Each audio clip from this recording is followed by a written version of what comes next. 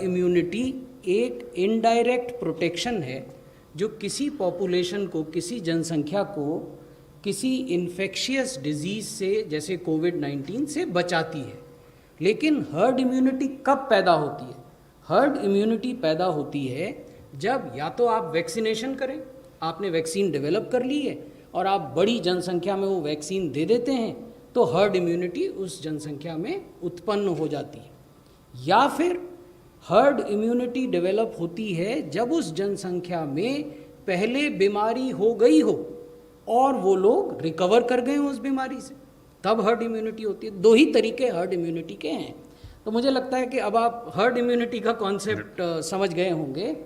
अब प्रश्न उठता है कि क्या हर्ड इम्यूनिटी को प्रीवियस इन्फेक्शन होकर उससे ठीक हो जाने के माध्यम से डेवलप करना स्ट्रेटेजिक ऑप्शन हो सकता है कि नहीं हो सकता है? हिंदुस्तान को आप देखें, भारत को आप देखें, 2011 की जो जनसंख्या थी उसने हमें, जनगणना थी, उसने हमें आंकड़े दिए कि 121 करोड़ की आबादी भारत में थी 2011 में।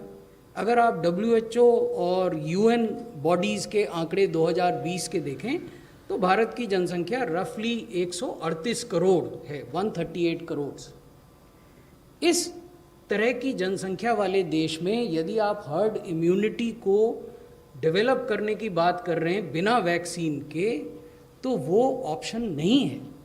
Herd immunity in a country of the size of population of India cannot be a strategic choice or a strategic option.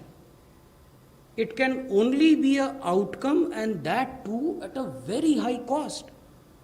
इसका अर्थ यह है कि सैकड़ों, लाखों, करोड़ों लोग बीमार हों, वो अस्पतालों में जाएं, अस्पतालों की व्यवस्था चरमरा जाए और कितनी मृत्यु होंगी। तो herd immunity can never be a strategic option. Herd immunity can be achieve through immunization, but that is in future.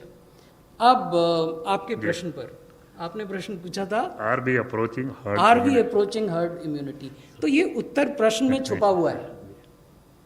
जब आप कहते हैं कि क्या हम अप्रोच कर रहे हैं, इसका मतलब हर्ड इम्यूनिटी कहीं दूर है, फ्यूचर में है। तो स्वास्थ्य मंत्रालय का भी ये मानना है कि हर्ड इम्यूनिटी दूर है, फ्यूचर में है। इसलिए ज़रूरी है कि हमें कोविड एप्रोप्रिएट बिहेवियर अपनाना है।